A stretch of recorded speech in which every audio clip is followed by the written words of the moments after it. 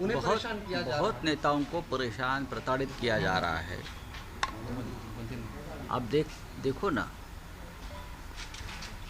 पश्चिम बंगाल में किया जा रहा है प्रताड़ित, पश्चिम बंगाल में भी किया जा रहा है, छत्तीसगढ़, झारखंड, महाराष्ट्र और भी राज्य है, लेकिन वहाँ कोई एक्टिविटी नहीं दिख रही क्योंकि वो भाजपा शासित राज्य है।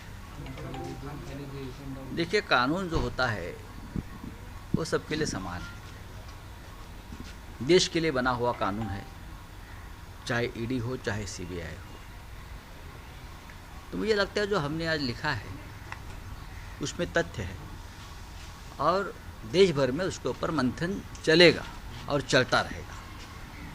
जी सर, दूसरा दूसरी चीज सर ये कि आज से रानी की जन आशीर्वाद यात्रा फिर से शुरू हो रही है, उनको योद्धा करके प्रसारित किया जा रहा है, उस पर एक रिएक्शन। दूसरा, बीजेपी की एक लेटर पॉलिटिक्स की शुरुआत हुई है, बीजेपी सीएम को हीरक महोत्सव या अमृत महोत्सव का फर्क बताने के लिए लेटर लिखेगी, इस पर क्या कहेंगे? अच्छा, लेटर लिख रही है, लिखना पढ़ना भी आता है उनको, अच्छी बात है। हमें देश की स्वतंत्रता संग्राम,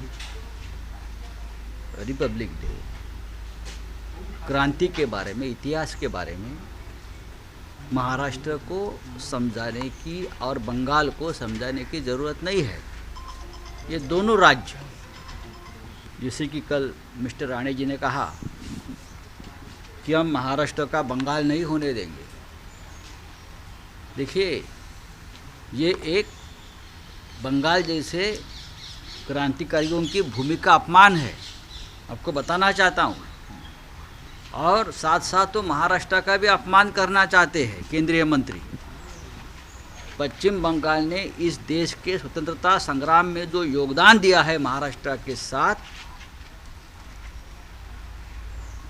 जिस मंत्री को उस योगदान की याद नहीं, वो हमें 15 अगस्त क्या है, 26 जनवरी क्या है, वो सिखाना चाहते हैं।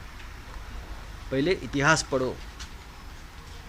भारतीय जनता पार्टी ने अपने पार्टी में जो नए नए ऐसे लोग आए हैं उनके इतिहास की किताब देनी चाहिए। पश्चिम बंगाल और महाराष्ट्र का जो इतिहास है, छत्रपति शिवाजी महाराज से लेकर पश्चिम बंगाल में चाहे राजा राम मोहन राय हो, चाहे बिपिन चंद्र पाल हो, सुभाष चंद्र नेताजी बोस हो और ममता बनर्जी तक लड़ने वाले लोग हम सब हैं यहाँ, बाला साहब ठाकरे। थोड़ा इतिहास जानो, समझो और फिर हमारे साथ डिबेट में बैठो। इस लेटर पॉलिटिक्स पे क्या कहेंगे? क्या दबाव लाने की कोशिश की जा रही है? देखिए, आप लेटर पॉलिटिक्स करो या गटर पॉलिटिक्स करो, हमारे साथ मुकाबला करना नामुमकिन है। आप करते रहिए, ये आपका फ्रस्ट्रेशन है, वैफल्य मराठी में बोलते हैं उसको, ये आपका फ्रस्ट्रेशन है। आप इस तरह से मत निकालिए। आप अगर विपक्ष के नेता हो, विपक्ष पार्टी आपकी है, आप कुछ विधायक काम करिए देश के लिए और महाराष्ट्र के लिए। इस प्रकार की जो भाषा का इस्तेमाल आप बार बार करते हो, देखिए, पॉलिटिक्स करने का भी एक तरीका है। हम सब पॉलिटिक्स में है, हम सब पब्लिक लाइफ में है, हम एक दूसरे के ऊपर टीका टिप्पणी, आरोप प्रत्यारोप करते हैं। डेमोक्रेसी में ये सब चलता है हिंदुस्तान के,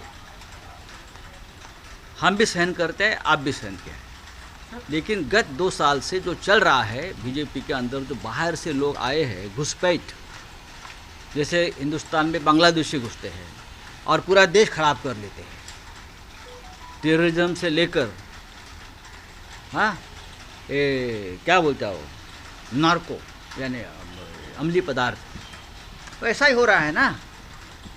भारतीय जनता पार्टी की शुद्धिकरण की ज़रूरत है। बहुत बड़ी पार्टी है, बहुत बड़ा बड़ा काम हिंदुत्व के लिए पार्टी ने किया है। हमने 25 साल उस पार्टी के साथ निकाले हैं, मुझे मालूम है। बाला साहब ठाकरे जी और अटल जी के क्या रिश्ते थे, बाला साहब ठाकरे जी और अडवाणी जी के क्या रिश्ते थे, बाला साहब ठाकरे जी, उद्धव ठाकरे जी और मोदी जी के क्या रिश्ते थे और है, हमें मालूम है।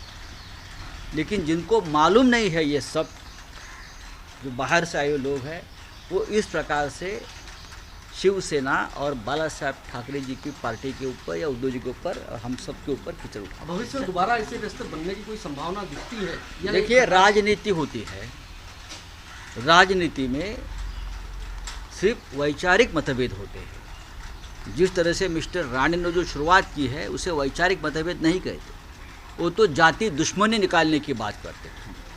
अगर आप जाति दुश्मनी कोई भी हो, किसी भी पार्टी के लोग हो, आप राजनीति में जाति दुश्मनी के लिए काम मत करिए। आप देश के लिए काम करिए, आप राज्य के लिए काम करिए। जो आपको अपनी बात रखनी है, आप डेमोक्रेसी में बहुत से मंच पर जाकर अपनी बात रख सकते हो, चाहे मीडिया हो, चाहे पार्लियामेंट हो, चाहे जनसभा हो। अगर आप जन आशीर्वाद यात्रा पूरे देश में निकाल रहे हो तो मुझे बताइए, हर राज्य में जन आशीर्वाद यात्रा चल रही है, कौन से राज्य में इस प्रकार का बखेड़ा खड़ा हुआ? सिर्फ महाराष्ट्र में क्यों? क्या आप इस बारे में सोचा है कभी भारतीय जनता पार्टी के महाराष्ट्र के नेताओं ने? बिहार में चल रही है, पश्चिम बंगाल में चल रही है, उत्तर प्रदेश में चल रही है, हरियाणा में चल रही है, सब जगह पे चल रही है। आप में इतनी गर्मी है, आप में इतनी गर्मी है तो जाइए गाजीपुर में, जाइए जहाँ किसान बैठा है 2 साल से, उनके सामने खड़े होकर बोलिए जो बोलना है हो, उनके सामने जाकर अपनी गर्मी निकालिए, किसानों के साथ बात करिए। वहाँ जाने की हिम्मत नहीं आप। सर लास्ट क्वेश्चन, दोनों पार्टियां कभी एक साथ आ सकती है, ऐसी कोई संभावना? देखिए, बात ऐसी है, हमारे रिश्ते ना कभी खराब हुए थे ना कभी खराब होंगे। हम एक वैचारिक बंधन से हमेशा जुड़े रहे हैं और वो बंधन हिंदुत्व का है। हम अलग हुए हैं लेकिन हमने कभी एक दूसरे से जाति दुश्मनी का माहौल नहीं बनाया। कभी भी हम एक दूसरे के कार्यालय के ऊपर पत्थरबाजी नहीं की थी, एक दूसरे के कार्यकर्ताओं के ऊपर हमला नहीं किया था हमने। लेकिन ये इसलिए हुआ है कि जो बाहर से आए हुए लोग हैं बीजेपी में, वो चाहते हैं कि इस प्रकार का संघर्ष चले और हमारे नेतृत्व को आगे जाने दीजिए। उससे सबसे बड़ा खतरा मैं आपको बताना चाहता हूँ, महाराष्ट्र के बीजेपी के जो वर्तमान नेता है उनको है। मैं बताता हूँ, मेरे साथ जो खड़े हैं नासिक के हमारे कार्यकर्ता हैं, उनको कार्यकर्ता ने आंदोलन में भाग लिया था, पुलिस उनके भी पीछे पड़ी है, ठीक है। तो हमारे भी कार्यकर्ताओं के ऊपर पुलिस पीछे पड़ी है। ऐसा नहीं कि कानून सिर्फ उनको ही पकड़ रहा है। अभी वो एंटीसिपेटरी के लिए जा रहे हैं, कोशिश करेंगे। सर मराठी नमस्कार, मैं हूं मानक गुप्ता। अगर आपको हमारा ये वीडियो पसंद आया हो तो इसे लाइक और शेयर जरूर करें और हाँ, हमें सब्सक्राइब और फॉलो करना ना भूलें ताकि आप देश और दुनिया की कोई खबर मिस ना करें। तो जुड़े रहिए हमारे साथ और देखते रहिए न्यूज़ 24।